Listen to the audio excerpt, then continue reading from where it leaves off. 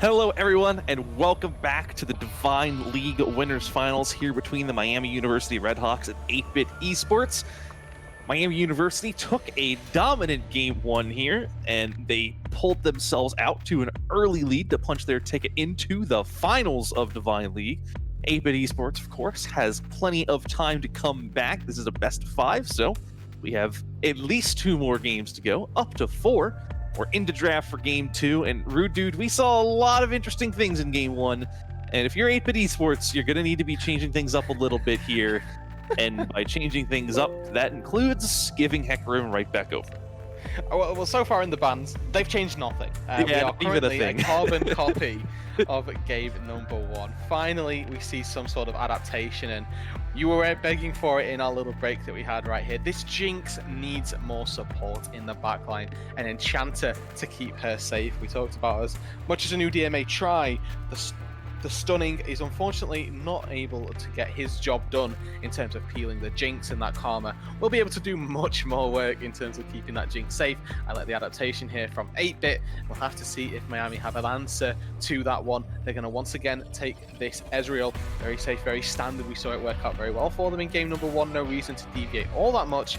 They are going to need a different mid lane answer though, and of course with this Karma being picked so early, 8-Bit have got this opportunity to flex it across the board. Yep, we were talking about it in Game 1 draft as well. You can send the semi-tank Karma top. You can just send Enchanter Karma top too. I mean, it's fine. She can build Moonstone wherever she wants to go. You can send her mid, you can send her support. Karma very flexible, very strong. It's just the mantra Inspire. Looks like Miami University Redhawks gonna try and go mostly the same angle here. Of course, 8-Bit going to pick away the other thing that was in their composition. So 8-Bit just saying, you know what? We'll take the parts of your comp that we liked. We'll just take that for ourselves. And they'll lock in the Gnar. Probably the same bans coming out once again, right? With Aurelia and Camille most likely taken away. When you set up, they set up for this R4 Gnar in the first game, they didn't opt for it, but this time they take it earlier on, and they've got the opportunity to ban out some of its counters here by showing their hand early on right there. I anticipate that that is going to be an Aurelia. We'll wait for confirmation before we confirm it, but if they're able to get that, if they're able to get themselves that top laner, as you talked about, they've got themselves the compositional pieces of Miami's draft that they liked, and still are maintaining their identity of being this very heavy auto-attack, team fight-oriented team composition. Yeah, and I mean, I think the Gnar is a really good pickup for 8-Bit because last game, it was the Cho'Gath that just got bullied really, really hard. Down, I think, 40 CS at 10 minutes, which... Zoned off XP. Yeah, it's like... And they picked that matchup, by the way. They knew the Gnar and they picked the Cho'Gath anyway. And that needs to send up red flags. That can't happen. Like, even if you're saying we have a scaling advantage, going down an XP in 40 CS by 10 minutes is just losing the game at that point. That is an early game matchup that has succeeded for the early game winner of that matchup. And so they need to go a different angle. Picking some range on Gnar means that it's going to be harder to make that top differences pronounced during a laning phase. And they're going to lock in the Olaf. This is a pick that, I mean, it's been at high-level play before. Not something I've seen in a while, though, as a jungle answer to the Hecarim. Seen obviously a little less popularity as of late since the Gore Drinker nerfs, but with Stridebreaker being such a powerful item as well, there's a very real possibility we see that more engage-oriented Olaf and early game coming out of the wazoo right now for 8-Bit with a strong top lane, strong jungle matchup.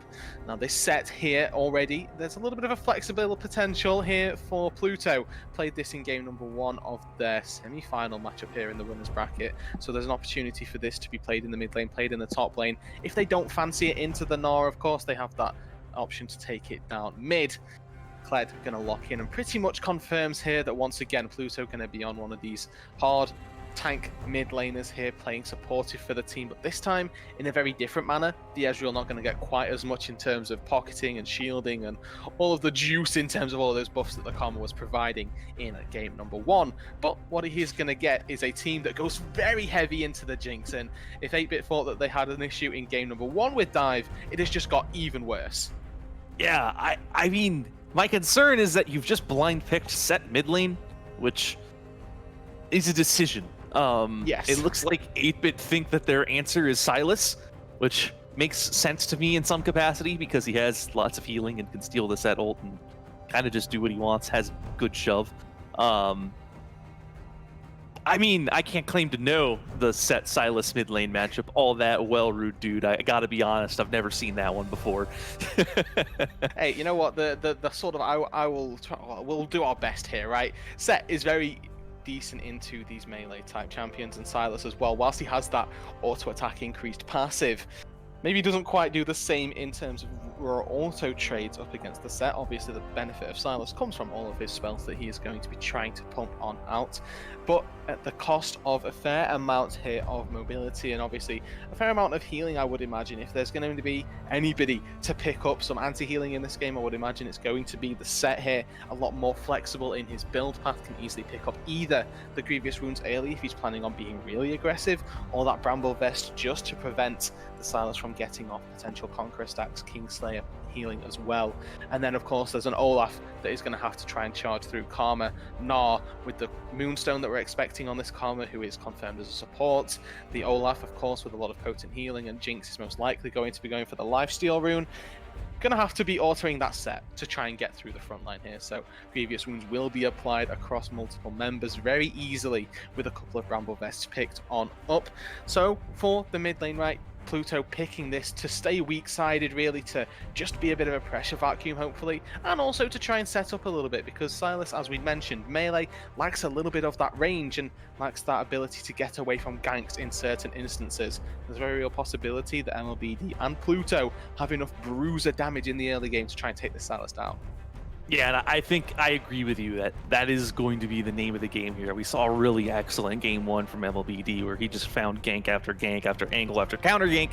Hecarim fine into Olaf, able to win those 1v1s a lot of the time, even especially if it's a skirmish where he's able to kind of get the Q onto multiple people and start healing off of more than just one person. So that can be a huge deal. Set a huge bruiser. I mean, like, though we can talk about how the mid lane matchup will go, a lot of the ways is it might be that Sylas is favored, but killing Set is still very hard, and Olaf is not going to make that much easier. So I do like the mid jungle skirmish for Miami University Redhawks.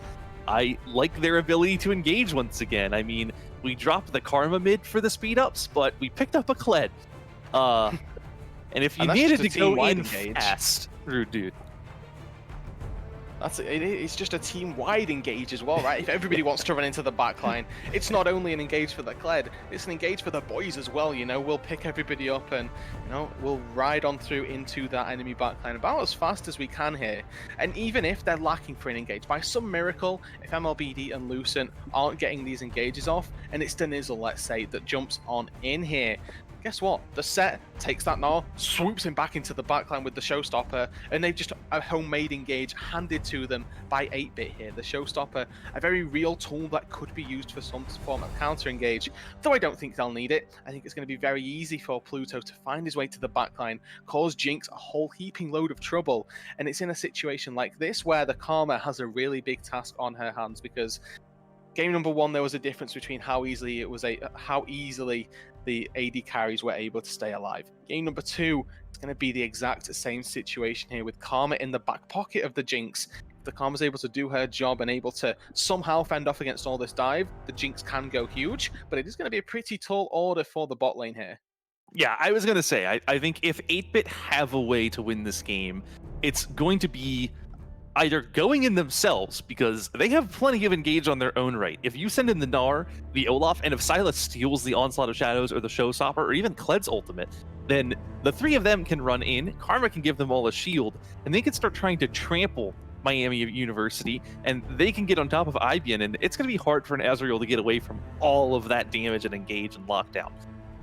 Now, if they can't find that, and if it is the Redhawks taking the first steps, they're on the front foot, they are the aggressors, then it's going to fall to Calcite on this Karma to find the disengage, to find those massive shields and speed ups, to get their team away, to get them kiting back, so that they can outlast these key engage tools from the Redhawks, and then win the fight slowly back with this Jinx, with this healing and shielding that you can get onto a Moonstone support Karma. My only concern, because it's a support Karma, it's going to have less income and be able to pick up these supportive items a whole lot slower than what we saw out of the mid Karma last game. Quite right here. The Karma playing on that support income could very well be a difficult situation for 8-bit to try and keep this Jinx quite so alive, and the bot lanes this time round could very well be a sore point, a bit of a focal point once again here. I think, as we saw in game number 1, attention has to be drawn to those junglers, and for me, it's going to be on MLBD once again to find those advantages and set up Miami for success. Well, Rude Dude, we didn't get any predictions in for game 1, but after seeing game 1, after looking at this draft, you want to give me a prediction here for game 2? I think after seeing game 1 here, and as long as we continue on this trend of heavy engage for Miami, I'm going to give them the edge right here. I think that despite this Karma, I don't see it being enough of a disengage tool to allow 8-bit bot lane to even play League of Legends this game. So I imagine this could very easily go the way of Miami. I think I would agree with you. I think also just seeing the way lanes went in that game, I'd give them the edge as well. But 8-bit, they do have a chance. I think I like this draft better for them. I think they've set themselves up to succeed if they're able to make it happen. So we're going to have to go to a quick break as we wait to load into the Rift. We'll be back in just a little bit to bring you Game 2 of Miami University Redhawks versus 8-bit Esports. Don't go anywhere.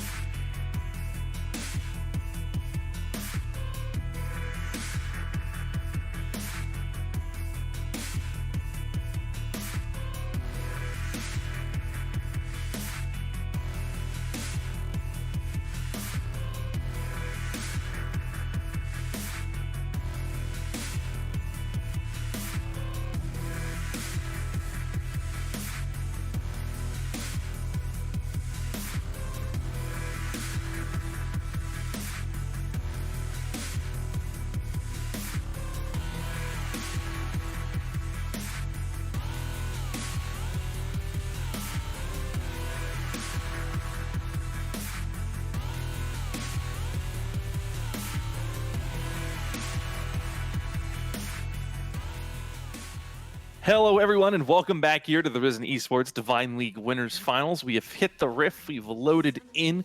We've got level 1 fan out, spread out, do nothing action ready for you to get excited by. No longsword for the Jinx this game. Back to the Dorn's Blade. And I think that this makes a lot more sense. If you're looking for an area to try and punish, we talked about how weak the Ezreal is in lane. We saw that Cleanse and Calcite were able to try and put some pressure out in that early stage of the lane. The Doran's Blade offers you a little bit more in terms of health, in terms of that trading potential as well. You do need to be a little bit more cognizant of the fact you're going to have overall less health available to you, but there's a very real possibility here that Karma able to bully out the Rakan in the early stages of the lane, Jinx able to outrange the Ezreal in terms of auto-attack harass. There's a very real avenue of approach and avenue of success for Cleanse here down on this bot side. And if Thirst is able to use some of that early game Olaf action to punish the Ezreal and the Rakan for what is supposed to be a fairly weak lane, then they can definitely get away with it and definitely put that Jinx on the map in game number 2 here. As game number 1 felt maybe a little bit lackluster here. But with that being said, this is still Ezreal Rakan. This is still a very difficult bot lane to gank. Arcane Shift available with Battle Dance to get the Rakan onto the Ezreal itself, and even the Grand Entrance used there as maybe a bit of a grand exit and maybe getting themselves a nice little disengage out of a bot-sided fight. Yeah, and it's interesting to point out we do have the junglers clearing opposite ways this game. They started bot and both cleared towards top last game. It cost Thirst some time as he had to path down to get the bot lane Scuttle Crab after clearing the jungle. This game, they're clearing in different directions, so it will be top lane or mid lane that is the target for MLBD, as well as that top crab once again. Whereas Thirst could be looking to gank this bot lane, doing it a little earlier. While those cooldowns are still a little longer, you don't have points into those abilities. You might have used them for trades here and there, and that can leave you a little more vulnerable. But You know, that's for a Falling in. couple minutes out. Right now, we have a big trade going down in top lane. Lucent already getting dismounted. Denizel's getting very low in the process, though. Excuse me, not taking the violent tendencies as a second item or as a second ability right there does allow Lucent to find a little bit more range in terms of his trading potential. With Denizel now hitting level 3, you anticipate he's going to back off just for a little bit right there. And something that Kled top lanes also do quite frequently, hold their point in W until they're going to be trading with the enemy top laner, just so they get that maximum effectiveness here. It's obviously on a, not necessarily a cooldown, more of a ramp up as that Kled on the top side, so being able to save it for when you're taking those good trades, you get much more rage and much more charge up of Skull after hitting enemy champions as opposed to hitting enemy minions.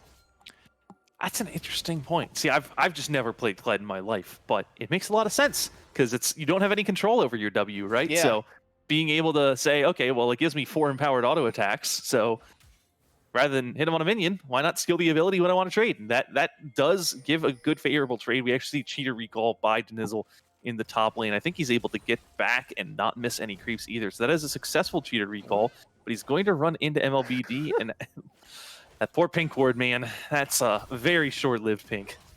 And then another gank here in the mid. Yep, you see instead of going in onto Pluto, Thirst is here as well. The shield is going to be popped, so the set going to live without having to burn a flash, but getting taken very low, might have to burn the teleport to get back to lane if Senna's going to push that in. And we did see, obviously, top to bottom from the Olaf there, skipping out on the bot lane in favor of the mid lane right there, maybe fearing they could get a little bit more. They don't burn the flash, unfortunately. Now, Olaf going to take his reset, go back to his top side camps, begin to clear through that motion. The Hecarim doing much the same thing, obviously, has got himself 2 wards, and that is the extra 2 CS that you can see in the CS disparities. They're both going to be on their respective golems right now, and we're once again just seeing a top to bot for one side, bot to top on the other. We can see very clear priority set out by these junglers in the early game, with Thirst focusing that bot side, with MLBD looking to keep his Kled nice and safe on that top side, up against a Gnar here. We know Gnar traditionally quite a lane bully style top laner. If they're able to get a little bit of a lead through that as well, it does give, once again, 8-bit an avenue for a bit of an XP, gold, CS lead in the early game. Yeah, and already you can see that starting to pile up for Denizel. You know, I mentioned that the top difference could be a thing, but this is starting to look a little bit more like Nard difference, if anything. MLBD takes a turret shot. Now Senna and Thirst going to go onto Pluto. He's just going to die. He didn't burn flash. He didn't use the showstopper. He just goes right down. Senna picking up first blood. Really good stuff in the mid lane, trying to break the freeze, but have it denied by the gank coming through from Thirst. Just there to answer. And honestly, a really nice adaptation from the Olaf to be able to find something and make it happen as they're going in bot too. Yep, you get the root onto Cleave. Thirst is there trying to make it happen. Cleave flashes in a very weird direction. It's going to cost him his life. Not sure about that when Lucent is here with the teleport. So is Denizel. Pluto is here. Everyone has shown up for the party in the bot lane, but the Kled is the one going down. Thirst falls right after, but Pluto finds himself in the middle of the enemy team a little low. Senna going to use the chains to CC that one up, and that is a 3-for-1 in favor of 8-bit. Really good opening then to this game, and that is a bit of a difference between this TP usage right here. The Silas not opting to take it, Pluck's able to get his way down there, and honestly I think that actually the fact that Sinner didn't TP didn't even matter in the end. So using TP to get in and not really do all that much, it turned out, for the set. Was able to pick up a kill, but overall it was just that good engage. The initial gank from Thirst able to make that fight happen. Once again, a couple kills going over to those important carries. Sinner picks himself up one on Gnar, one on Jinx. It's about the best allocation that you could have hoped for, getting one on every single one of your carries. The reposition as well. Cleanse just got that final auto attack off, using the Get Excited to buy enough space from his turret and from the enemies. Does set up for a little bit of success. And 8-bit, they come out the gate strong here in game number 2. Yeah, I mean, you're totally right about this being the perfect kill allocation. As Senna already has a shutdown, is winning this mid lane pretty well. It's beginning to kind of raise questions about the value of the blind pick set mid. I think it's possible that they thought it was going to be the Karma, and they just didn't think this Karma was going to go support. That's one possible explanation for this, but you can see, I mean, instead of just getting the better of Pluto at this point in time, the freeze led to that death on the gank, the roam benefiting Senna as well. Silas a very strong champion when he can get priority or get into different lanes, and Cleave taking a lot of damage trying to set up a freeze in this bottom lane. Probably going to have to go all the way back to base just for the sake of keeping that wave where it was. It even did get into turrets, so an attempt at wave management gone wrong there. Potential to use just potions and Gleaming Quill to find yourself a little bit of health back for Cleave as well, which looks to be how he's going to be playing out the rest of this section of the lane. 1k gold lead for 8-bit here. They need to continue trying to find this snowball, and that's exactly what they've done with the early game objective going in their favor. They take down the first Infernal Dragon for themselves with a minute over, or rather just 5 seconds now elapsing over that 8-minute marker. Herald is on the board here. We don't see the similar things from game 1 to game 2, where we saw the bot lanes go back. They had to bail out Denizzle from that top-sided fight, and instead we are just seemingly going to see MLBD try and able to sneak away this Rift Herald. Yeah, I mean, Thirst is very close. If they knew that this Herald was going down, I think it's likely they would be contesting it, but it is just going to be snuck. MLBD going to pick that thing up, so that is going to be an eventual trade of objectives where they give over the dragon, but they pick up the Herald. And that could be a big deal, because with the plates that it can knock down, that can help them claw back some of the gold deficit that has actually been generated. Because, I mean, look at bot lane, that trade. Coming very close to being doomed for IBN. Very ambitious to go for the Super Mega Death Rocket there. I mean, you're trying to effectively hard skill check IBN there. You're anticipating that he doesn't have either heal, arcane shift, or the Guardian proc that would have come through. But now on the top side, MLBD.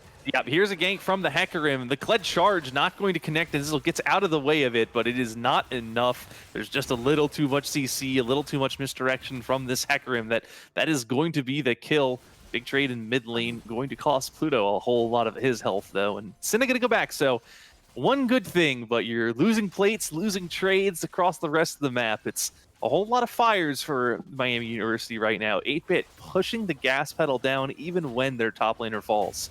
And it is just Firefight at MLBD right here, trying to put those out left, right, and center. A level ahead of his counterpart right now, and so much farm as well. He's actually been farming up incredibly quickly, incredibly efficiently as well. Despite the fact that his team were dying bot lane, he was collecting things in the entire time, trying to recuperate gold where it was possible, making sure that he's able to keep himself nice and relevant in this game. And if we throw back to game number 1 here, it was off of the back of MLBD and Lucent that were diving onto Cleanse, diving into that backline, causing this Jinx chaos and causing us some very miserable times. If MLBD is able to farm himself up to that same state before the Jinx is able to get to her nice power spike of what we're anticipating once again to be the Kraken Slayer, the Lord Dominic's Regard, there's a very real possibility that despite the fact that this Jinx is just so fed in the items and the kills that she's got, that there's really maybe not a chance at all for her to try and carry this game. Well, here's a fight into mid lane. You see Pluto just getting whammed and slammed and CC'd. Gonna use the showstopper onto Thirst to get himself back out underneath his turret. It's just not quite enough. Senna has enough damage to follow up, chase down that kill underneath the turret. That's just a 3-man mid lane saying, hey, goodbye. Yeah, pretty much, right? And the exhaust used from Calcite onto MLBD just as he dives on in to make sure that there's no retribution kills, and a quick little pickup on the set once again here, finding a kill this time over onto the Olaf. Going to be really good to see him pick up a little bit of gold here in this early game. And traditionally, of course, Olaf, a fairly weak late game champion, thrives during those early phases with the items in Season 11. That has been diminished a little bit here, still has a little bit of agency as we make our way into the very late stages of the game, but it doesn't make him a, incredibly broken champion. And to see him get a little bit of early game agency is going to be very nice to see if he can continue to try and affect the map, because across the rest of the jungle, right, you're seeing a big CS lead continue to build for MLBD here, and he's trying to pick himself up that turbo chem tank, which definitely should be doing. It's only going to aid his engage potentials.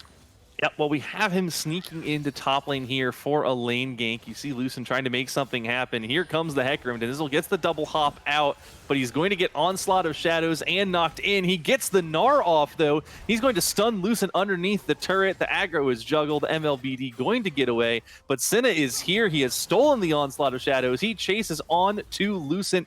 Gonna have to burn the flash to get out of that one. The teleport is channeling up from Pluto. Senna trying to make something happen. Doesn't look like he's gonna be able to kill the Gnar. Now he's the one on the run. Pluto is here, not going to hit the face breaker. Instead of going to get the kill onto MLBD. The Kled ult now coming in, and Pluto finally going to secure that kill. So the dragon spawning in 2 seconds. It's MLBD down. It's Lucent and Pluto stuck in top lane. That means that this dragon going to go over to 8-bit. Though the fight going 2-for-1 in favor of Miami University. Yeah, that dragon once again handily going over to 8-bit with the topside fight going in favor of Miami. They are able to get themselves those kills on those solo laners, and they only expend the life of MLBD. And honestly, when he's so far ahead, giving that death over, it's probably going to equalize this jungle matchup and not really sway it completely back in favor of the Olaf just yet. Still down a level, even though he's able to take out some of the bot side jungle here. MLBD will be able to pick up those all-important Krugs, pick up what looks to be those Raptors as well. So keeping himself nice and relevant despite the fact that he died. And we saw in game number 1 this exact same thing happen, where it was 8-bit who had themselves early priority, but we might have to hold it as Thirst is mid. Here's an engaged onto Pluto, once again going for the showstopper as a gap creator. This time it's going to work, going to be able to get himself out the safety with that one, taking the Olaf Express back into his turret, Super Mega Death Rocket going wide, so that's set, going to survive this time around. Could maybe I spoke too soon. Reach around, yeah. I mean, here comes MLBD though. He is ready for the repeat. Yeah, you see Thirst going in. They're going to get that Olaf underneath the turret. Thirst is going to be able to secure that kill. MLBD trying to finish off this kill onto Thirst, but the Olaf healing is huge. Now Cleave going in, but there's no one there to follow up on that engage until the Ezreal flies through, finally secures that kill. But even with that long shot, it is a 2-for-1 in favor of 8-bit. And they have their Jinx hitting for free on this mid turret, likely going to knock it down for first brick for 8-bit Esports. 450 gold in the Jinx's pocket again. Another key carry, picking up kills and picking up gold right there off of the turret where it's necessary, as Cleve going to get his base interrupted right there. Another really good play out from 8-bit, finding themselves those advantages, continuing to press leads in areas that they've got them, right? This mid lane is handily in favor of Sinner right here with this Sylas. Knows exactly which buttons to be pushing to make this Sylas a pretty rough time. Down 2 levels, down about 20 CS as well. It's all going wrong in the mid lane for Miami, but for the rest of the map, there is starting to be sort of salvation areas that they can look to try to play to the jungle as well. Still looking fairly strong for them, as despite the fact that MLBD tries to go in and does go down for it, there's still a distinct CS lead right there, still a distinct level lead as well for this Hecarim in the jungle. So not all doom and gloom just yet. Gold in favor of 8-bit with this 2k gold lead, and I like the fact that this time with those dragons, they should be able to find Soul Point, they should be able to find some team fights, but it's coming down to those exact same things, right? Those skirmishes in game number 1 that we saw be so Miami favored. If they're able to start looking and start trying to find those with the charge, with the onslaught of shadows, where cleanse is maybe a little bit too far forward, potentially we see Miami start to come back once again. Yeah, it was third Drake last game where Miami finally grouped up and made the fight happen, where Lucent just found Cleanse, slammed that Jinx into a wall, and closed the door. But in that game, Miami was already a little ahead in gold. They had winning lanes, whereas this game, they have slightly losing lanes pretty much across the board. Top lane still going their way, but not nearly as much as it was. And this Sylas much stronger than the set. The Jinx reasonably stronger than the Ezreal, thanks to the plates and turret gold picked up. And here's a pick onto the Kled. Goodbye, Lucent. Over the wall? Yeah, enough. Well, that's not enough. Nice transition to the Rockets, and again, getting the kill on the Jinx exactly where you want it to be. Pluto trying to defend this bot lane tier 1, but honestly, down a level, down so many items as well. It's very respectful from Sinner to not go quite so far forward. We have reached that mid-game position where the ADCs are quite happy to just farm mid and get marched around by their team and say, hey, we need you here. Yes, sir, on my way. And it's very indicative of the game state, right? To see who has push priority in the mid lane. You can see IBN is going to have to constantly clear out these waves that are being pushed in by Cleanse. And what that means is that 8-bit have got themselves pretty much free reign for about 10-15 seconds to move about the mid lane into the top side river, into the bot side river, and reclaim vision, claim themselves some sort of scouting potential to see when Miami make their way forward. It's going to be very important as we close in on that third dragon here. Remember, as you called out, this was the point when Miami Miami made their stand when they tried to take that fight.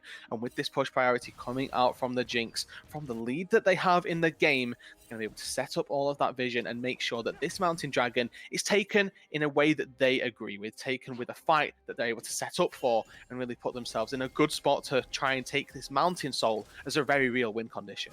Yeah, and it looks like Miami just gonna punt this dragon. They want no business with it. They've got Gnar and Hecarim in top. There's no teleport on Lucent. MLBD has no chance of getting down towards bot side. So it looks like they're just going to try and say, well, we know 8-Bit's going to be on this dragon. We have a Herald, so we're just going to start pushing top lane instead. You see Thirst now going to be able to solo it. 8-Bit trying to respond to this play. They're aware, but here comes the charge. Here comes the Hecarim. The teleport's being channeled to get them up. Cleanse has arrived. Senna is here on that teleport. And now Lucent and MLBD have to run away. The Onslaught of Shadows going to connect with his Kled. The Everfrost going to root him as well. This is a very dead Kled once again. They're going to lose the dragon too. Thirst finishes soloing that one off. So it was an interesting idea from Miami, but an even more accurate response from 8-Bit. They send their team top. They only keep the one person on the dragon who needs to be there. Now he's looking like he wants to pick up a kill too as Thirst goes on to Pluto. Goes unstoppable as the slam goes in. Here's a fight mid lane. Everyone's fighting all the time. Senna has to run away, getting very low from Cleveland MLBD, but the chase is on. The root is onto this Hecarim. The Super Mega Death Rocket taking very low. The Karma going to finish off that kill. The Jinx is excited. Denizzle gets the kill onto the Gnar, and now they're chasing down Cleve, trying to get into the inhibitor now. He's going to have to flash away underneath his inhibitor tower.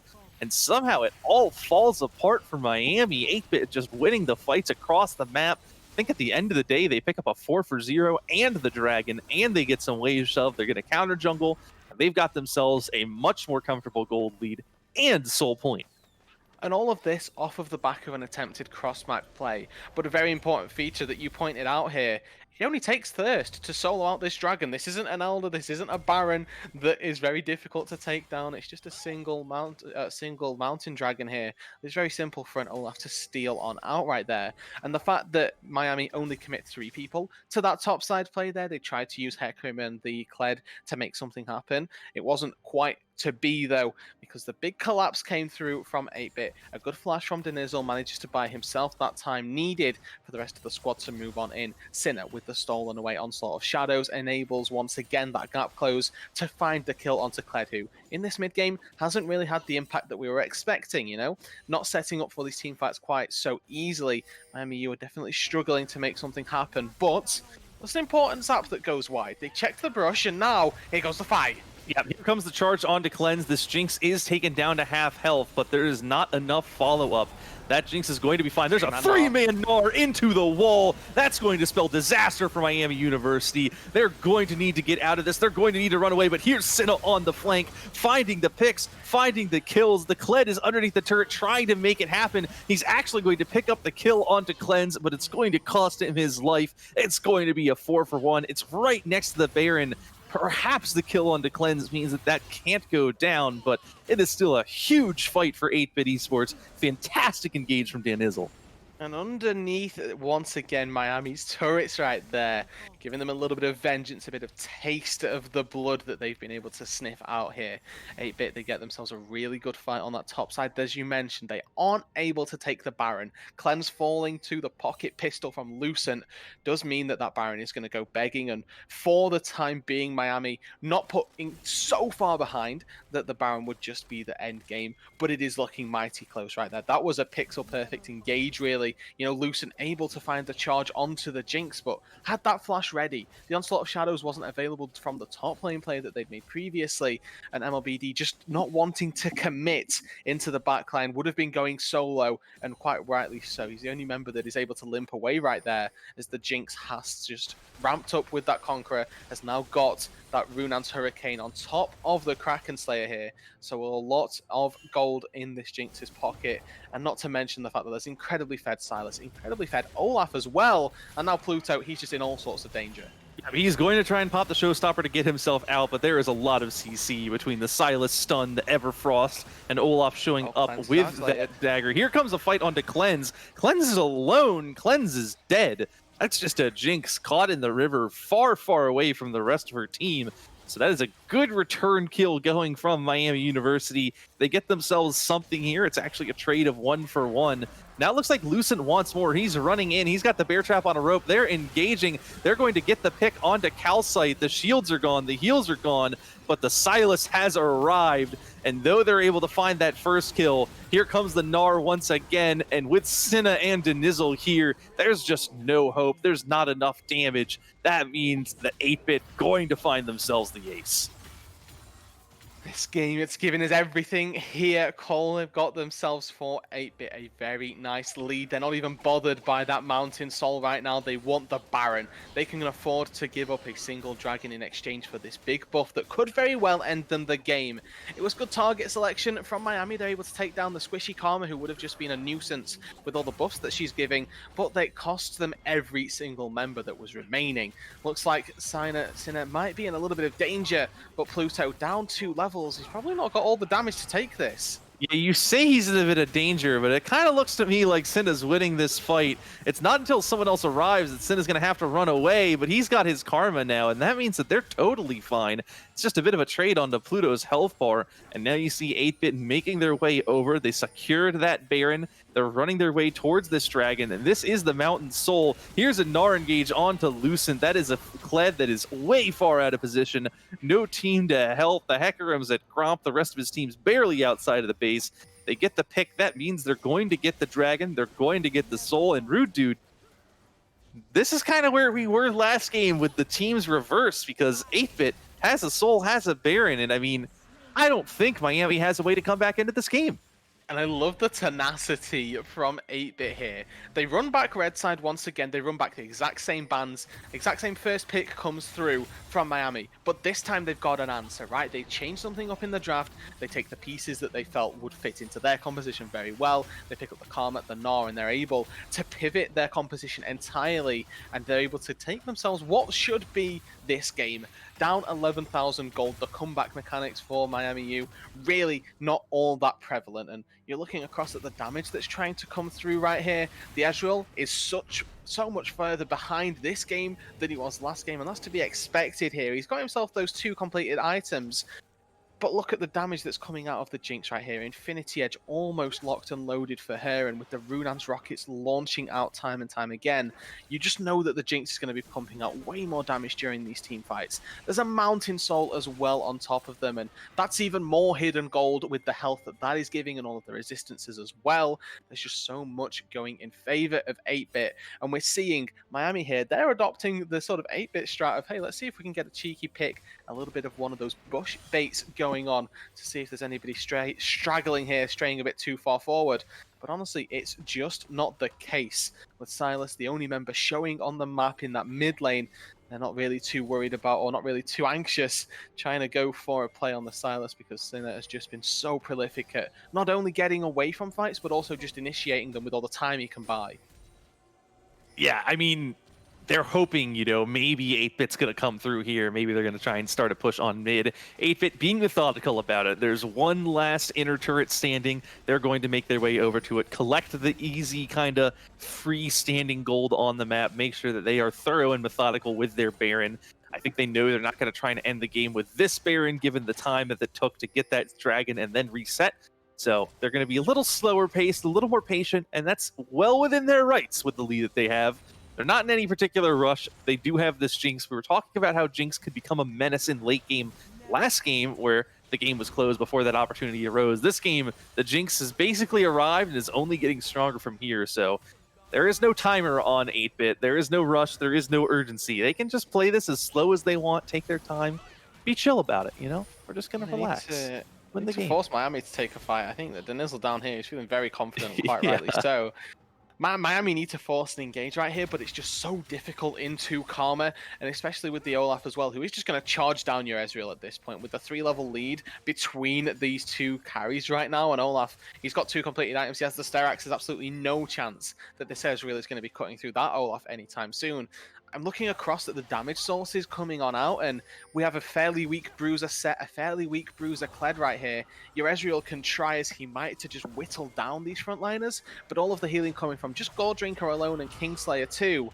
You can see that Lucent caught out on the wrong side of the map. He's going to try and get away, but if he's going to do it, he's going to have to expend TP at this rate, or just lead 8-Bit on an absolute merry goose chase as they move around the map.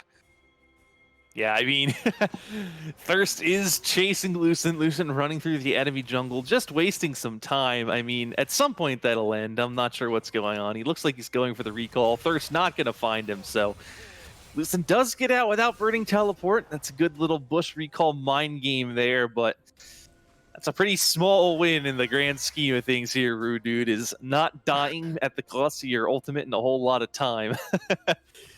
Small wins, we take those though. you have to take those here if you're Miami. They've got themselves about a minute and a half until that Baron respawns. I'm slightly disappointed by the Baron use from 8-Bit. Honestly, I think they had enough time to make something happen, but you highlight all of the correct features here. They don't need to force anything. They don't need to be prolific with their Baron ending, right? They've got themselves this Jinx who is still an incredibly potent force, and the Nizzle with the step up and Stride Breaker doesn't fear anybody, right? He's charging into the face of a Rakan with Flash, Ulti, Ignite, all of the engage tools, but with his team just nearby and the Meganon now ready, I imagine they should try and break the base right here. Yeah, when you see a Demolish proc going to do huge damage to this turret, so now they're going to be going in.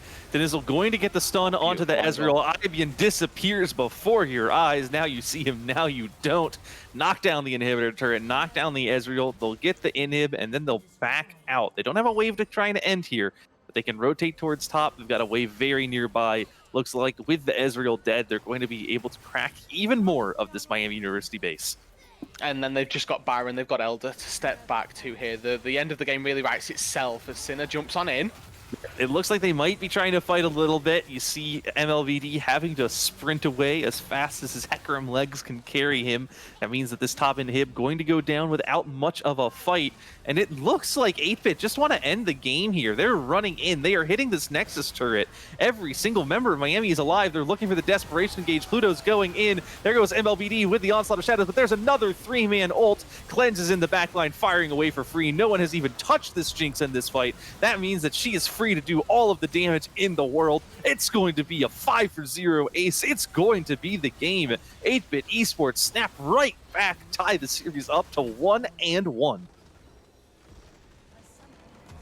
The free hitting Jinx and the super fed Silas, the carries coming on through in abundance for 8-Bit Esports. They happily take themselves game number 2, tying this best of 5 series up here. And, you know, sort of suggesting that if we were anticipating a quiet evening, anticipating 3-0 pretty quickly done and dusted, but that is definitely not the case. 8-Bit are here to scrap, they're here to fight, and they want to be the team that are going through to that winners finals, the grand finals, off the back of this one. Yeah, and that was a really good adaptation from them. They denied a couple key picks. They took that Karma for themselves. They took the Gnar for themselves. Gave themselves a much more favorable top lane matchup, made sure they actually had that Enchanter support for their Jinx, as well as just denying that from Miami because they were able to use it so well. And on top of that, as well as, I mean, Cinna just popping off on this Silas, it really was the punish for the blind pick set mid that 8-Bit were looking for. And, I mean, this is kind of why you don't blind pick set most of the time. Senna is also just a prolific Silas player, very comfortable on that champion, knew it was going to be a good matchup and proved it. So I think that's a really great game from 8-Bit. And as you said, this is not going to be a 3-0. We've got a win from 8-Bit. They've proven they can fight. If they get a draft that works well for them, if they can get their lanes going a little better earlier, then they can roll over Miami University in the same way that Miami had rolled over them in game 1. So we've got a series, Rude Dude. It's a best of 3 now at this point. It's 3 more games to go. Who can win 2 of them? You've said it now. We've got a series here. Say the line. It's beautiful, and we really do here. It's another potential 3 games to come on out. Incredibly excited to see how these ones develop. Yeah, well, we're going to have to cut to a break as we wait to get into the lobby and draft for game 3. So we'll be back in just a couple minutes. Don't go anywhere.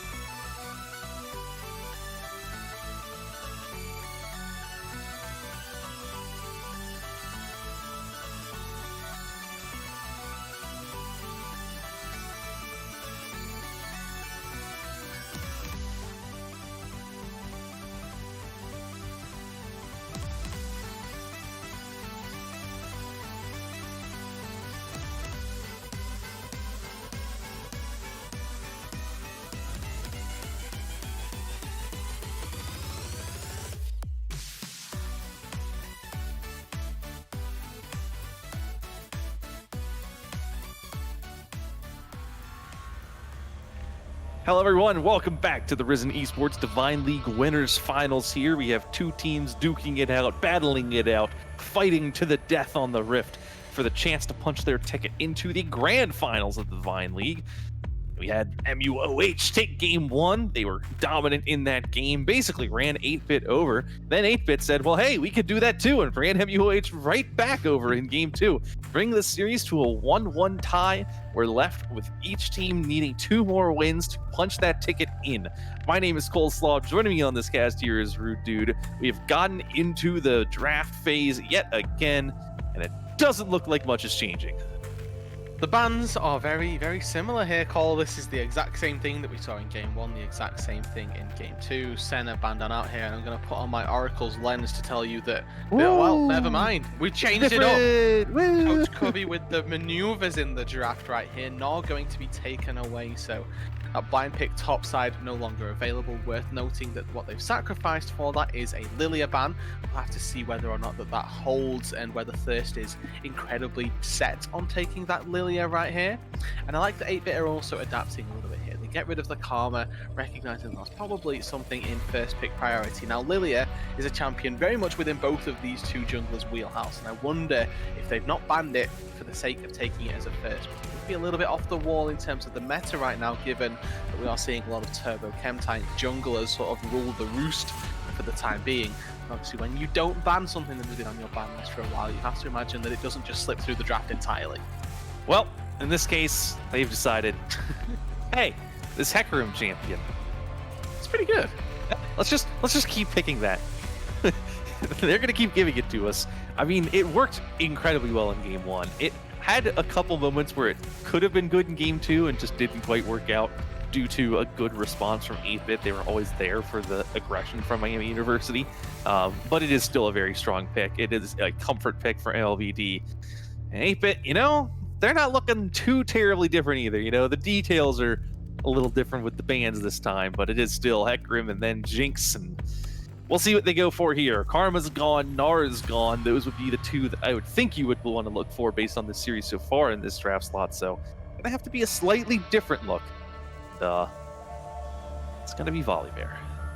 Okay, well, so you know, talking about the Nara and the Karma, right? They are the two champions that, thus far in this series, have that 100% win rate, right? They are going to be those two top-tier champions, at least from the series meta alone. And the Volibear here taken to the jungle to answer out this Hecarim. It's not going to be the Udyr, but it does obviously offer up a little bit more dive potential, that ability to turn off turrets, make plays around your map. Would like to see what Miami U go for here. The Ezreal Rakan lane has been something they've pivoted to a lot. This time round, they're going to go for something different. Go for something that can punish this Jinx here in the early game. The Galio-Kai'Sa combo. Still a chance that this Galio rather goes into the mid lane. And with the playstyle that we've seen Pluto opt into, I would not be surprised by any margin to see this Galio taken into that mid lane and maybe take something a little bit different down into the support role to punish this Jinx a little bit more. You know, things like the Blitzcrank speak to you as a very devastating lane here. And when 8-Bit lock in this Lulu, I feel like they have to ban away some big supports here, because unless Miami are happy to try and capitalize with a Galio-Kai'Sa bot lane, I think there are things that can punish just a little bit more. You know, things like Thresh, things like the Blitzcrank here that can come out and that can really isolate one of those backline carries with this sort of hyper carry duo down on the bot side. If 8-Bit get to the late game, they're just going to snowball and they're going to just run over Miami. Yeah, and that's why I really like the Enchanter picks here. I think I really like the Lulu as an adaptation. You know, it was Karma supported. There was no support for the Jinx in game one, and the Jinx was just left alone to die in most fights. Karma in game two was more than enough, considering how far ahead they were. Lulu actually kind of even more powerful at keeping a particular very important person alive with the Wild Growth, with the shield. You can make sure that your AD carry doesn't go down unless you go down first.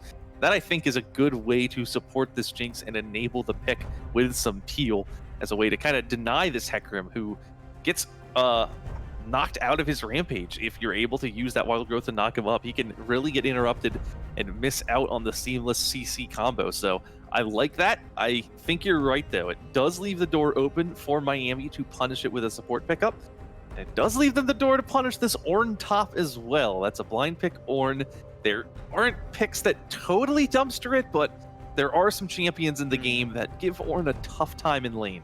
You know, and the best thing for 8-Bit here is that they've actually banned away the Silas, or rather Miami have banned away the Silas, one of the more generic counters here to Ornn on the top side. Mordekaiser, still something that speaks out to you, something that does very well in the laning phase at the very least. Vladimir, another one of those, not necessarily counters in the most generic sense here. We're not anticipating that the Ornn will die. What we're anticipating is that this Vladimir will be able to scale up alongside it, much to the same effect as something like the Gangplank here, that you just farm up, you're going to be scaling, and you're going to be posing a threat to the backline in a late game, right? The Vladimir dive potential, very much reliant on flanks here, but the late game damage that comes out definitely going to be potent. Please, Miami, just lock this in. Thank you. The Blitzcrank down in the bot lane, something to punish this Jinx and this Lulu, and all of a sudden, right, this bot lane is now incredibly Miami favored. They're looking at this Jinx and this Lulu to try and be this late game powerhouse. That just doesn't matter if they're never able to get there. Yeah, and I mean, you called it. You said it was going to come in, and you were right. It was not a big surprise to see the Galio mid. Pluto has been supportive so far this series, picking, like, support Karma mid lane, basically, and then going for a kind of off-tank set.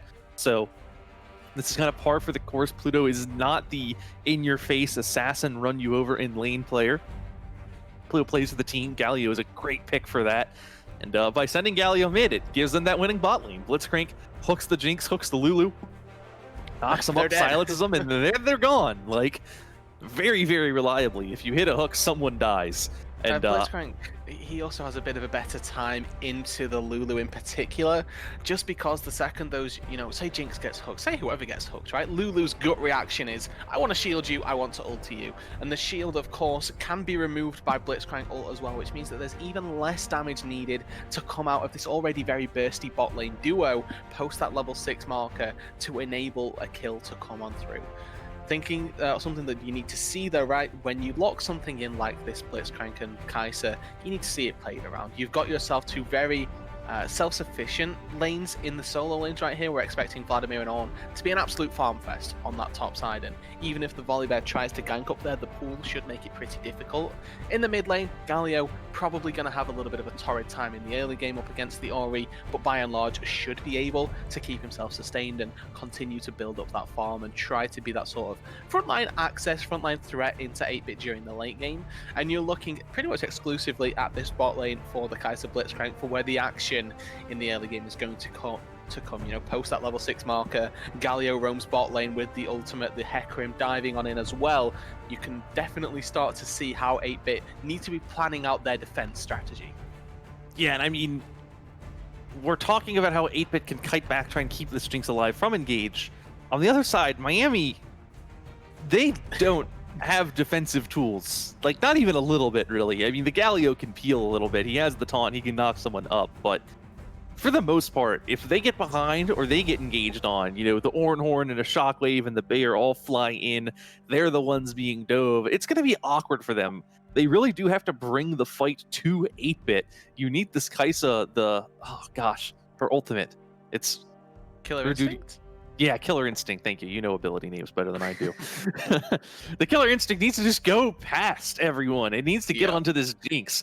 The Kai'Sa is not going to be fighting front to back with a front line. There's not really much of a front line because Hecarim has to dive in, Vladimir has to dive in. Blitzcrank, not really any kind of line in any game. You know, he's got the hook. That's his thing. He's not going to be enough to stop a Volibear and an Orianna from killing a Kai'Sa.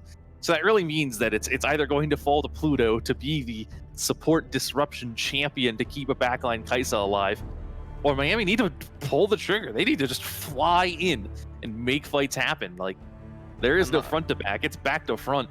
It's go in or go home, right? And that's why this early game for me becomes incredibly important, because if Miami aren't able to find those engages, aren't able to get themselves a head start snowballing, it is going to be 8-Bit with this more passive style composition that can sit back, can farm up, and get themselves to a pretty decent team fighting stage here, because the Jinx Lulu definitely going to be doing more than anything in the late game stages. You know, despite all of the potential dive that comes on through, it's a very quick button to press that polymorph onto a Vladimir, and if he doesn't pull it, then he's going to be in a whole world of danger, just floating around as a little cupcake as the Jinx just freely wails on him, trying to take down the sanguine master himself with all of that blood stuff coming on through.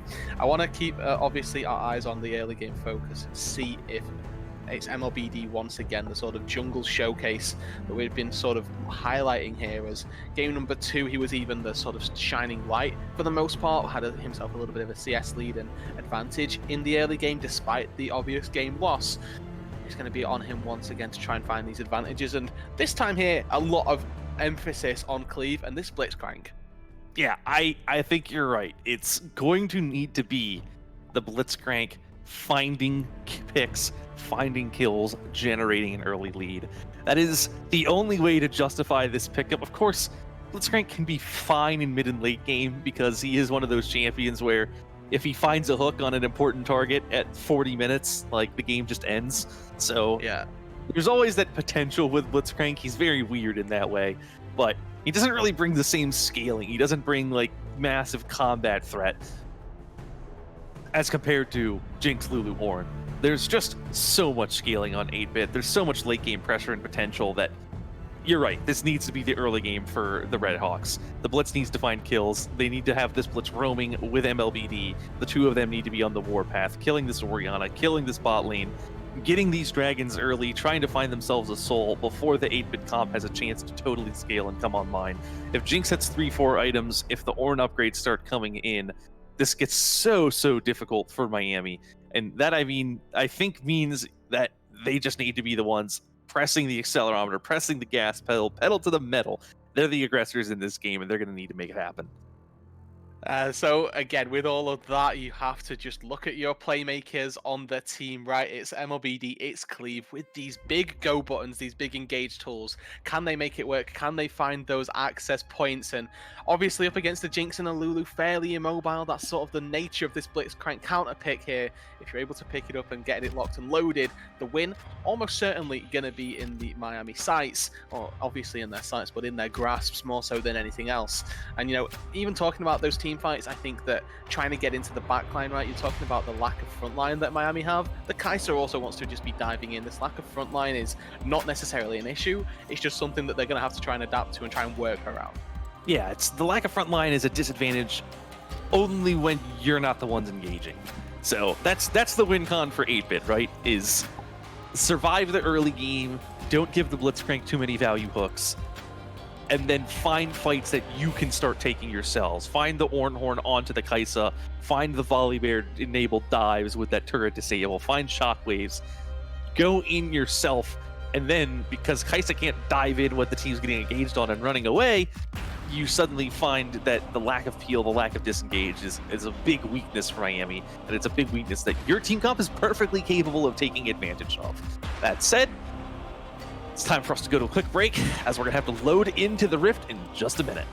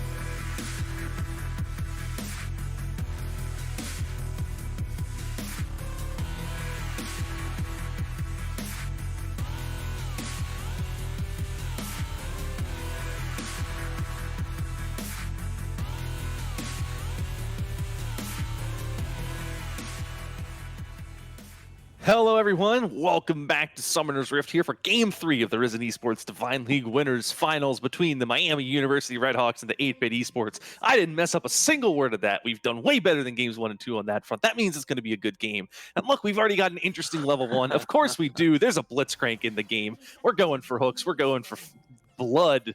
We're not finding hooks. Very sad. I love the warning line coming on through off the bat right there from 8-Bit.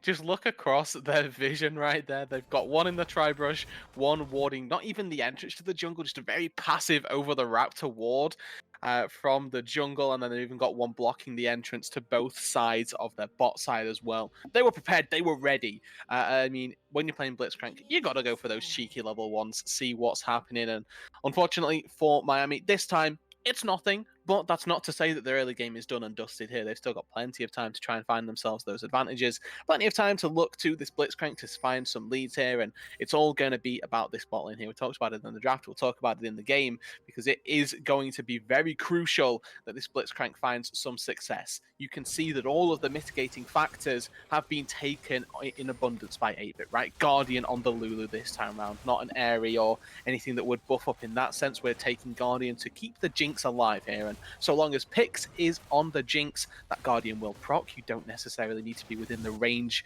here, so you know the sort of generic answer to a Blitzcrank, or the generic answer that you might have anticipated that Blitzcrank builds and buys you, isn't going to be a thing right here. Already just sort of playing this bush game, the Blitzcrank 101 right here, control vision and the zoning potential already coming out. And for those of you who are unfamiliar with Blitzcrank, or you're stuck in bronze and you think Blitzcrank is a very overpowered champion, there's a lot of uniqueness to him that doesn't exist on many other champions, of course, because you gotta stay behind your minions, you gotta hide from him. If he gets a bush prio like he's doing here, or level 2, then you gotta just back off. Which is what they're gonna do here. I would have loved to see Cleave just flash hook right there. just flash hook. Just burn it from cleanse, right? I mean, if you take the flash off of the Jinx, right, you will always take that trade, and I think that at level 2 right there, honestly, I don't know. I obviously know why you haven't gone for it. I don't know that it's not worth it, was more so the point that I wanted to try and make here. You are starting to see, though, already in this mid lane, a slight CS lead already amounting just after 2 waves here. This is the nature of Galio into Orianna. The Galio has to use these Winds of War to try and farm up, try and pick up his CS as and where possible. But by doing so, you do end up pushing the wave. And into an Orianna who is very prolific at picking up CS, it's very easy for her to try and find those advantages. And we are seeing, of course, this once again mismatched clear. We've got MLBD goes from top to bottom, the Volibear goes from bottom to top. We're going to have ourselves a bit of free time whilst these junglers pick up the crabs, and then potentially look to either take their resets or look for a bit of a fight around their lanes.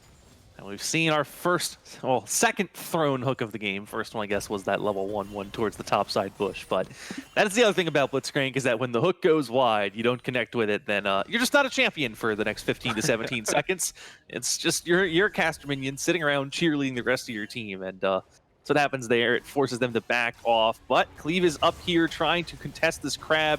Thirst tries to find the smite. The hook goes wide. The flash goes over the wall. The bear gets to safety, but Thirst pays a big summoner spell. Doesn't even get the crab. It was smited away by MLBD, so they're not going to get double crab. That's good play by Cleave to be there, making sure they're going to get that summoner out of the bear. These mind games are beginning early on here, Cole. That was a flash predict from Cleave, and then just a flash hold from Thirst, right? The second that hook goes over the wall, you know that he's safe to flash on back over, and the worst case scenario is that you flash into a Blitzcrank hook, right? Thirst there holding it very respectfully, able to wait out the cooldown, able to then make himself back over that wall, gets to safety. Worth noting, though, that actually, something I want to quickly touch on, Dark Seal for the Volibear, we'll see how that one pans out, but the MLBD was able to pick up the Gromp as well, so that's a nice advantage just picked up. Might not be all that prevalent, but it's a nice little pickup that he's able to take away that Gromp and slow down the Volibear's clear, prevent that level 6 from coming through quite so early. Well, there's a hook bot lane. It's going to be a big trade onto Calcite. The Guardian does proc. The Blitzcrank steps onto the trap, so not as big of a winning trade as you might think. I'm going to go back to something you pointed out. There's a Dark Seal on this Volibear root. Yeah. What is that? So Volibear has a fairly decent set of AP ratios, right? So there's a definite reason for it, and I've even seen smatterings of Nash's Tooth Volibear coming on through, and I don't want to, say that this is going to be that build path, because traditionally you do want that turbo chem tank, and tank Volibear is definitely the way to go here. But if you are looking for a little bit more damage in your composition, then Nash's Tooth and this Dark Seal definitely the way to go here. Also providing you, I believe, here just a little bit more in terms of the health pool as well, with 40 coming from it. It's not what I'd anticipated. It's definitely not standard here for me, but if he's able to find some kills, find some stacks, this could be a very deceptively scary bear. I'm a little blown away by that. I just never seen that one before. Yeah, I'm a jungle main, rude dude. I play this champion every once in a while. That's news to me. I thought Lethality Volibear was the fun build, but I like this. We have a gank coming in top lane. Lucent uses the pool to dodge away from the Volibear stun. He doesn't dodge away from the knockup, but Thirst had already started to back off. There is no one here to punish this. They are running away in case they get counter-ganked. Nothing there, so just a well-dodged gank by Lucent. Now, of course, I'm actually going to just touch on, once again, more item choices out of this early game for what has been fairly quiet here, given now... Oh, I'll have to hold it. This is going to be a bit of a 3-man on the bot side here. Yep, the teleport gets channeled. I think that means that it is a never mind from Miami University. They're actually going to pop heal to run away. The Ornhorn going to get flashed away from Ivan, trying to flee, but the Shockwave going to connect. First Blood going to come down. 2 teleports used, 1 kill picked up, and 8-Bit Esports once again strikes first. I remember Cole here. This was a winning early game composition that 8-Bit are up against here, and finding a kill is not what is supposed to happen. They expend double teleport for it. That is a lot of resources that are now not in their back pocket, but if they're able to sustain out here, keep themselves alive for the time while these cooldowns aren't available, that's just a kill going over and pretty much a free advantage that they should not have got right here. I like the double teleport committal here, recognizing that they can go for it even despite the flash and the heal from IBN. This Kai'Sa now incredibly exposed down on that bot side as well. There's a very real possibility here that this Blitzcrank, the pick, it's not had its impact so far and might not continue to have it for a while. Well, here's a fight on the MLBD. He wanted the Raptors. He's going to pay a lot of health for it, and in fact, he's going to pay with Pluto's life. This poor Galio, he's going to flash over the wall. He actually is totally fine. I may have gotten a little ahead of myself there. Still, you burned Ghost and Flash on mid and jungle, and it's only 4 Raptor camp that I'm not even sure they got. Just a little too much aggression for Miami University. Losing those summoners, not ideal, especially after you blew those double teleports. You have this big summoner advantage, and you give it right back because you wanted some chicken. Importantly, we can see that even with First Blood going over to 8-Bit here, it's Miami that hold themselves the gold lead. That is largely due to the CS leads we're starting to see come out across all of the lanes and just outright laning advantages. This Vladimir has even gone back and picked up a Cull, picked up the Dark Seal as well to begin with. This guy's feeling incredibly confident not to die to an Ornn, and quite rightly so. You're not anticipating that you get solo killed as the Vladimir here, but with the Cull being picked up, he's going to have a big injection of gold in about 5 to 10 minutes here. When he's able to collect all of those wave, collect that farm as well, he'll be able to start stacking himself up and getting that gold right back in his pocket. With the mid lane as well, wasn't expected to have a gold lead here, but with the TP down from Sinner, it does open up that time for Galio to find the farm. And despite the fact that all of those resources were expended in the bot lane, it were the solo lanes that were going to benefit here for Miami. You were able to get themselves all of that gold back in their inventory and reclaim some sort of semblance of pressure on the solo lanes. Yeah, and I think we're seeing kind of just these lane differences piling up. You're right. I'm surprised that the gold lead is what it is, considering it's just farm diff after giving up First Blood. I mean, Vlad up 20, Galio not up much, but it's also the Kai'Sa up nearly 20 CS in bottom lane, despite having died, which is a really big surprise to me. I mean, that more than makes up for the assist that Cleanse has. This Kai'Sa going to be stronger than the Jinx for a while. Going to be stronger than the Jinx when they're just fighting each other later on, too. So that's a big deal and a big advantage for Miami. We'll see if they can leverage that, because they're going to need to start pushing the tempo eventually here. We did say it's the early game comp. The Ornn is going to scale alongside the Jinx. And, the Blitzcrank still not on the board with anything. We liked it because it could generate some kills and generate some pressure. It does have the CS lead, but what can they do with that? Yeah, CS leads, they can win games. Unfortunately, it's objectives. It's more so kills that win you the games here. You are starting to, of course, see the repercussions of all of those resources expended on the bot side with those CS, and more experience leads to the important part. The question becomes, though, what can Miami do with it? Because you talked about they need to find the fights. Well, the knockup misses, but the hook is going to connect, and that means that IBN just going to kill Cleanse. Calcite was coming to lane a little after. Cleanse just jumped the gun, so even though there's a bit of a misplay from Cleave, it's not enough to punish them, and that means that they're going to get that kill. I mean, I asked, what are they going to do with the CS lead? And I have my answer, Rude Dude. They're going to kill them.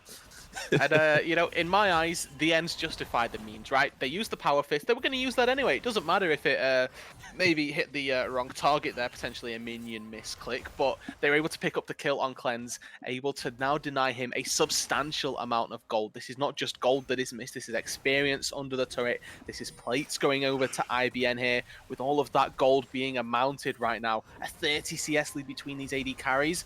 And now on the top side, it looks like these guys are maybe trying to battle it out. Lucent does have flash. Yeah, he also picked up the phase rush, so he was able to chase and get an even more favorable trade. This is Vlad that also has ultimate, so I'm a little surprised didn't drop that and try and go for the kill. But either way, going to force Denizzle back, going to keep growing that lead right now, potentially force the Ornn teleport back out. I think we mentioned that when the double TP was channeled, that it's fine for 8-bit if it doesn't end up biting them. And I mean, Ornn teleport is available again. Lucent just hasn't used teleport in that time, so TP advantage top lane not turning into anything, which is a little unfortunate for Miami, and it does justify that play for 8-bit. You see them also spawning the Herald bot lane with Cleanse so far behind. They're going to try and funnel some plates into this Jinx.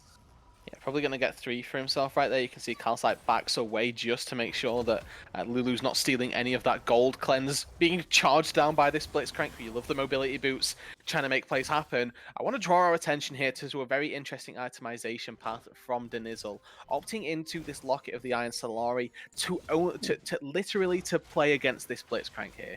The Ornn recognizes he's going to be in the front line, recognizes that's where the Blitzcrank is going to be pulling a target. If he's able to use a Locket and save an ally with that cooldown, then that is going to be a very crucial difference here, valuing the fact that even a Sunfire Aegis isn't going to be the win condition for the team. It's going to be Cleanse staying alive. It's going to be this Jinx Lulu combo coming out in force. Now, once again, I want to draw everybody's attention to and remind everybody, Blitzcrank ultimate removes shields now. Locket, not the same answer that it would have been in previous seasons, and Lulu as well with that support of Guardian there as well. It's just another shield that will get removed by this Blitzcrank ulti, and you know, often enough when you've seen Blitzcranks in the past times, Blitzcrank ult hasn't been an incredibly important timing to keep track of, but in this game, with all of these shields, all of these buffs that are coming on through to whoever gets hooked, you need to keep an eye on when this Blitzcrank's using it, because it can be the difference between using the ulti for a silence and using it for about 800 damage.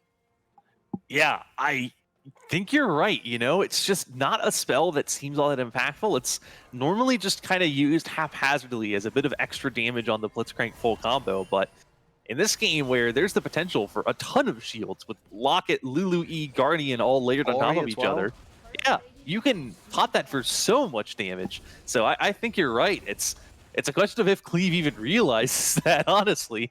I know I wouldn't, but that's why I'm not playing in these matches, I suppose. So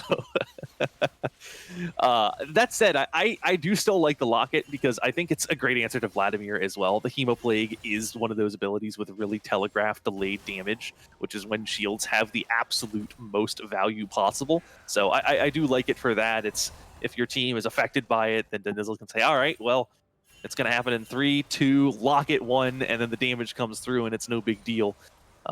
I think it is lacking in some other things though, like wave clear. It doesn't have a does it have a Mommy Cinder in it? Nope.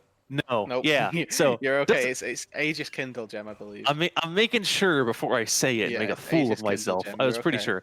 No Mommy Cinder, which means that Denizzle doesn't quite have the same wave clear. So you see, this is leading to Lucent just shoving in top lane. He's like practically proxying this wave. He's going to get first brick all on his own up here. This team going to be able to secure the second dragon of the game down towards the bottom half of the map. So Miami not blowing this game wide open with kills, but they've got pressure, they've got farm, they've got 2 out of the first 2 dragons. They're going to be threatening an early soul. So it's not pedal to the metal, but it's pedal pressed down relatively far.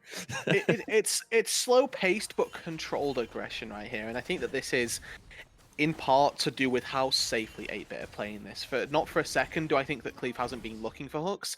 I just think that Cleanse and Calcite have been trying their hardest to prevent it from happening, and the fact that they've been able to, somewhat sustain that bot lane is definitely very useful. Playing Well, goes just on top, but I don't think that's going to amount to anything at all.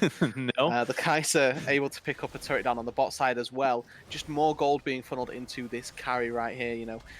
The good thing here for Miami is they've also got a little bit of an insurance policy as well, right? Vladimir in a late game is going to be very devastating.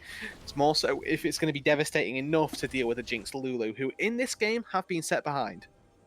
Yeah, I think you're right. And if you could accelerate the Vladimir so much and just get him to late game sooner, then that can work to your advantage. He does have a level advantage over Denizzle. He does have 30 creeps and an entire turret worth of plates and first brick gold. So this Vladimir has a huge gold advantage over the Ornn. It's on the scale of about 1700. Cleve misses the Flash Hulk. Sad. And he did have the backup of IBN there. You just know that Killer Instinct was primed, locked, and ready to go if that hook connects. Doesn't get it, unfortunately, and the Orianna is going to slip away into the night there, able to take the reset, pick up another couple of items, and move on with her day, unfazed by the Blitzcrank efforts. Slowly, the gold lead begins to continue climbing for Miami U. They're now looking to convert their tops, or their just overall map advantage, into vision in the top side. They're looking to take that Rift Herald, which will probably be converted into that tier 1 turret in the mid lane, try and complete that outer turret sweep, allow them much more vision inside the enemy's jungle, and allow for this Blitzcrank to really begin its pressure in this mid-game phase. Playing around vision, incredibly important when you've got this pick champion, this pick style of composition that you've started to draft out for yourself here. And we're getting to about a point, not quite yet, but somewhere very close in the future, where this early game lead won't really mean all that much. There will be a point where the Jinx has been able to scale up, has been able to ramp herself up enough damage, and they're even looking to try and make a play on the bot side here. Volibear can turn off the turret. Lucent is recognizing that and does go back to base, but this is again another set of income into the AD carry, into this Jinx, with very potent force. Well, here's a cross-map play. You see Cleve looking for Senna. The teleport's coming in to try and save the Orianna. The shockwave is going to connect onto 2. The flash is going nowhere. Not sure you wanted to blow that summoner, Senna. It's going to result in a death, but there is that cross-map play yet again. Lucent now the focus. Cleanse hitting this Vladimir down. Thirst gonna have to take the kill. At the end of the day, it's a 1-for-1. There is a teleport burn to get up towards top lane, but works out all right. And I think I want to bring that back to a point you were making, which is that this lead, it's not really that big for this far into the game. They're up 2 dragons, they're up a couple turrets, 1 turret now only. They've got the Herald mid to try and make some more happen, but if 8-Bit's going to say, we're comfortable, we're the scaling composition, we're playing for late game, I think they're in a position where they can argue that this early game has gone exactly as they wanted it to go. They're a little behind, but they're far from lost. And if they're not going to lose any big fights in mid-game, then they're in prime position. Ornn's only a couple levels away from getting those items in, and Jinx is at 1.5 items. They're going to be scaling relatively soon. Their composition's going to be coming online in the next 5 to 10 minutes, and if they can hold on that much longer, then they'll be in a great position. We're about to enter an incredibly important phase of play right here. We have the dragon spawning in about 50 seconds. We have all of the outer turrets broken for 8-Bit Esports, and this is exactly what a Blitzcrank needs to start thriving here. We talked about the vision that you can start establishing in the enemy's jungle. What we need to see from them now is this grouping up of the pick duo. We've got Hecarim and the Blitzcrank, sort of a front line to try and find a fight, and MLBD looking to try and catch Sinner. They're going to find the Onslaught of Shadows onto Beautiful. this Orianna. The Shockwave is going to go live. It is just a clean, quick, free, and easy pick. Orianna goes down, and that should be Dragon. You're right, because Dragon up in 20, Orianna not up in for 30. There's a 10-second window where she's not alive with a 4-second teleport channel. That means 15 whole seconds where they can be hitting the Dragon without worrying about being 5v5. That means it's theirs. That's going to put them on Soul Point. That's a huge deal because that's really going to put the onus onto 8-Bit. And now Thirst is the focus. Going to have to ult all the way out over the wall to get himself to safety. Going to have to run back. And if the Dragon wasn't already Miami's, now it's really, really Miami's. Yeah, they're going to get that one pretty freely. Cleve not saving the hook for after the Volibear obviously uses his ulti. Maybe anticipating the flash over the ult right there. So a little bit of forgiveness I'll allow him. Is going to be the Dragon secured. And looking at where these kills are situated as well, I think is a pretty important factor right now. On Miami U, they've got 3 kills. They are all focused corely on this Kai'Sa, who has got all of the CS, currently matching about 10 CS per minute in terms of pacing, 2 completed items as well, with that collector already picked on up. That is going to just even more so add to their pick of this competition, meaning that the Kai'Sa doesn't even need to be dealing the 100% damage to somebody just taking them down to below, well, 95% of the health bar needs to be removed. But obviously the difference between that 5% could very well be the making of a death and not so. I also want to quickly illustrate that we have got Pluto adapting the build here. We saw the Bando Glass Mirror, that has been completed into a Shirelia's battle song here. So giving the team a little bit more movement speed, enabling them to not only find picks easier, but also navigate these potential picks even more so. If they're looking for those angles to catch somebody out, the Galio can use the battle song into a taunt, can use that flash as well to try and make it in there. We are seeing, obviously, the sort of repercussions of all of these turrets falling. Freezes attempting to be established here in the mid lane. The Jinx not willing to try and push this lane out. And that's a fight onto Cleanse. You just see Ibian doing so much damage. It's the Wild Growth, it's the Exhaust, it's Galio coming in a little late. Flash. Ibian now going to have to run away, but that's just Kai'Sa damage in a 1v2, forcing out 2 summoners and a couple key ultimates. That's playmaking out of this Kai'Sa. That's pushing that advantage to its limits. Maybe a little too far, but... and honestly, the fact that Kai'Sa does die there, that is incredibly bad for Miami U. The Kai'Sa staying alive is incredibly important during this game. I don't want to, harp on it too much, but going under the turret like that was incredibly risky. If he's able to find the kill, then that is obviously worthwhile to pick up the Jinx in that situation. It probably allows you to start wailing away on that Baron, in fact. But you are starting to see these defensive tools that have been picked up by 8-Bit here, and you're seeing the just power of Lulu in itself. The Jinx, or the Kai'Sa jumps on in, gets immediately polymorphed, gets exhausted. Trying to execute onto the Jinx after the fact is just seemingly impossible here, and they're unable to, if these team fights in the late game start to come on through, and we're starting to see the problem that Lucent could begin to deal with on this Vladimir, the issue then becomes, Lulu has got very good single target CC abilities. When there's Hecarim, Galio, Kai'Sa, Vladimir in your backline, is it going to be enough?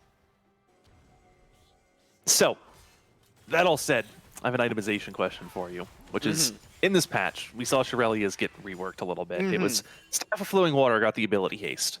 Yes. And am I going to be able to talk about this? LBD's fine. He's going to run away. It's fine. This is fine. We're not fighting. Stop fighting, guys. Stop. Let's talk about the intricacies of the game. All right, we're good. All right, we're good. So Shirelia's is the item that picked up the movement speed.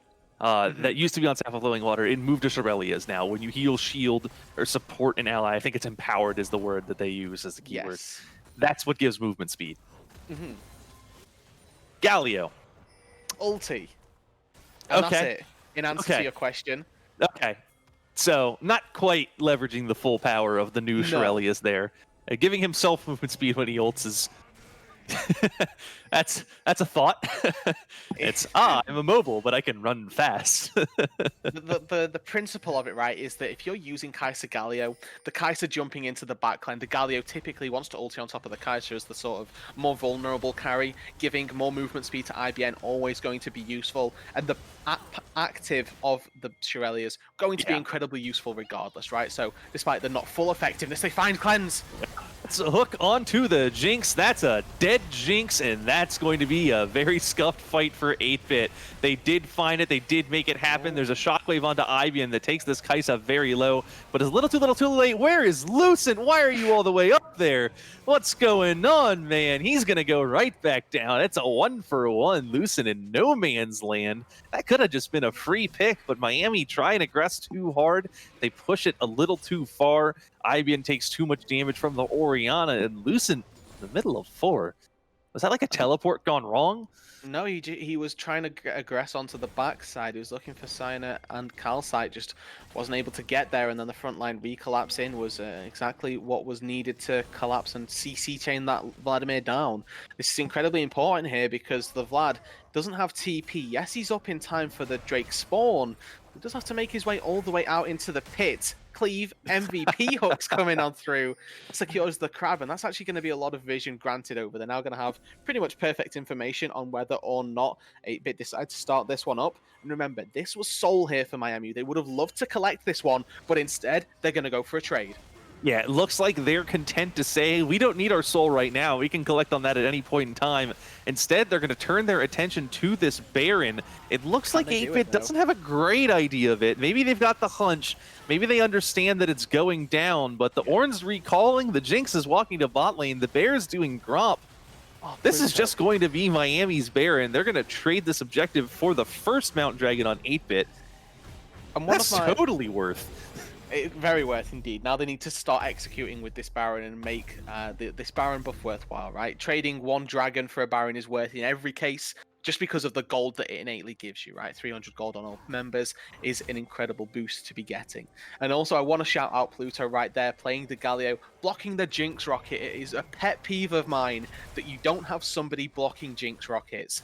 The fact that Pluto just walks up, it's a very small thing, but the amount of times I've seen big objectives get stolen by a Jinx rocket is beginning to annoy me. But Calcite, forced to flash there.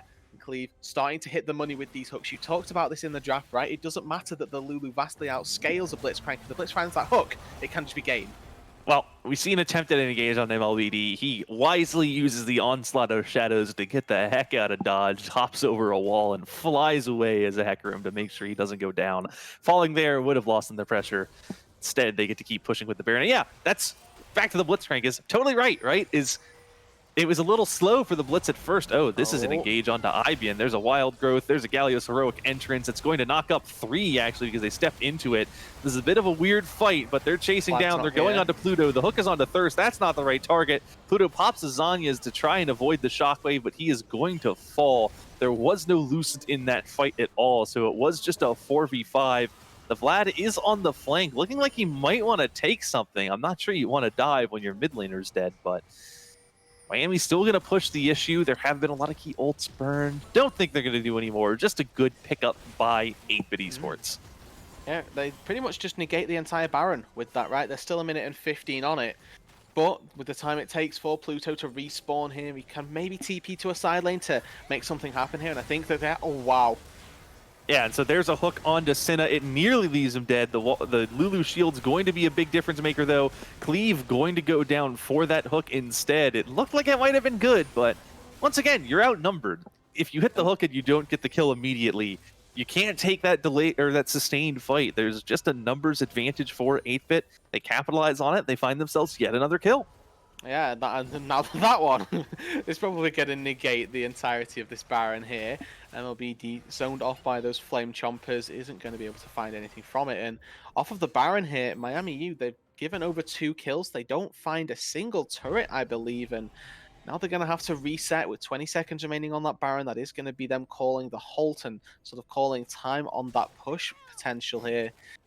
Next set of vision, next set of plays, probably going to amount in and around that Mountain Drake, whilst Miami have had themselves all of this time to try and break open more turrets with the Baron and establish themselves that vision and find the picks. It worked well to get themselves the Baron and sort of trade those objectives, but this time around they won't have that luxury. There's a minute and 15 seconds between the 2 respawn timers, and that is plenty enough time for 8-Bit to try and set themselves up for a fight.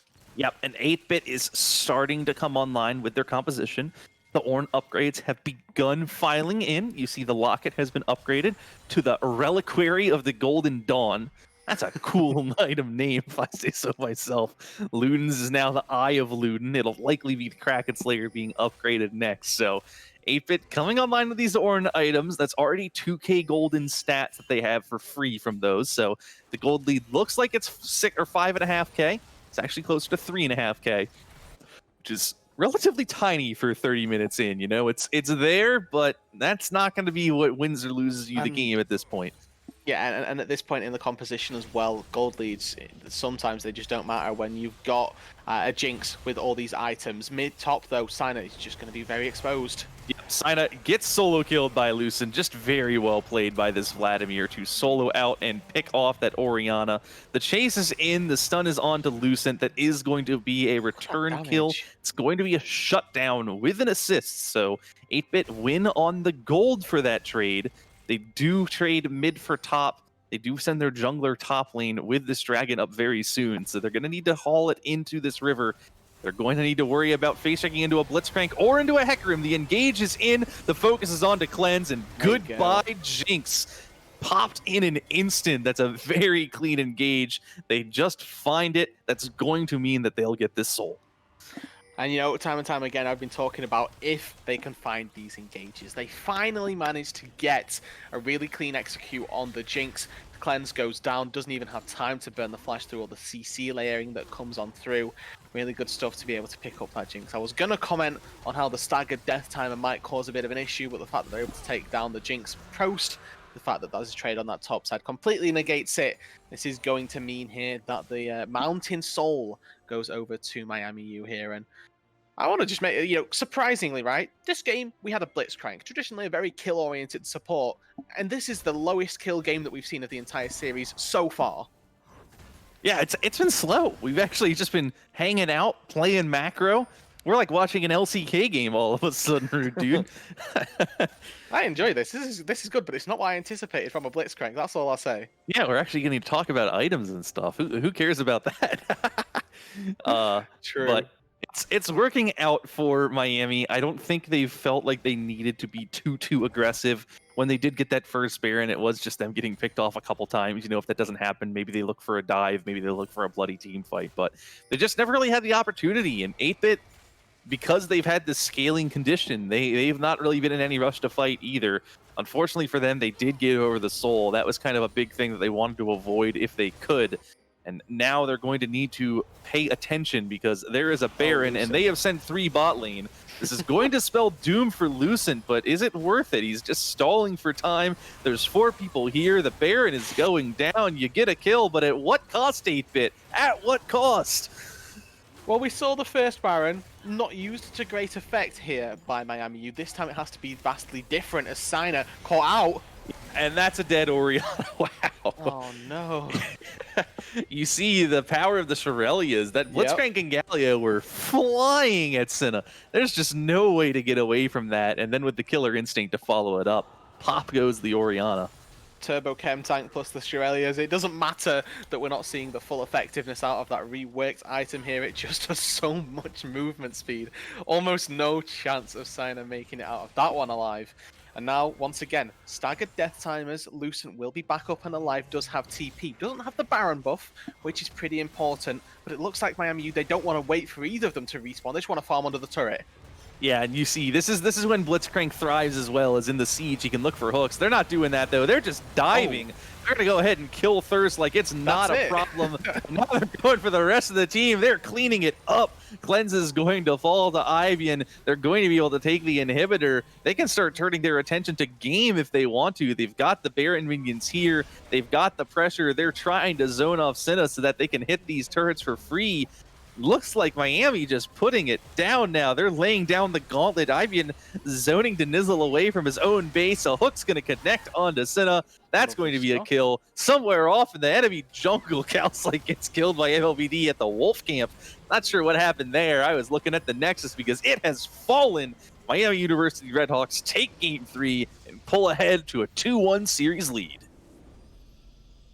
And it took them a while. We weren't expecting the 33-minute victory to come out this time round for Miami U, but somehow they still end the game with that 11,000 gold lead here, going into about 22, 23 minutes. It was very even, and then there was still a very real possibility that this Jinx Lulu combination could have come online, but finding picks at the perfect time. Looks like the MLB Cleave combo, along with that Shirley's battle song, was all that was necessary to try and find those fights and make that happen. Lucent, the sacrificial lamb on the Vladimir, never really got himself that big team fight that all Vladimirs crave, but sacrificing himself for the greater good of the team for the most part and setting up for success here. Miami University take themselves the 2-1 lead here in this series. Well, that's going to put the onus onto 8-Bit Esports to fight back. They have been put to match point. Miami only need one of the next 2 games. 8-Bit going to need to win out from here to take the series. So they're going to need to adapt. They're going to need to change. They're going to need to have an answer to the Blitzcrank of all things. as we take a quick break, and we'll be back in just a few moments with Game 4. There may be a brief interruption in the stream as we're going to be changing producers, so apologies if that happens. But the series is not done yet. It's a best of 5. It's only 2-1 right now. So if it goes offline, stick around. It'll only be a couple minutes, and we'll be right back. So see you then.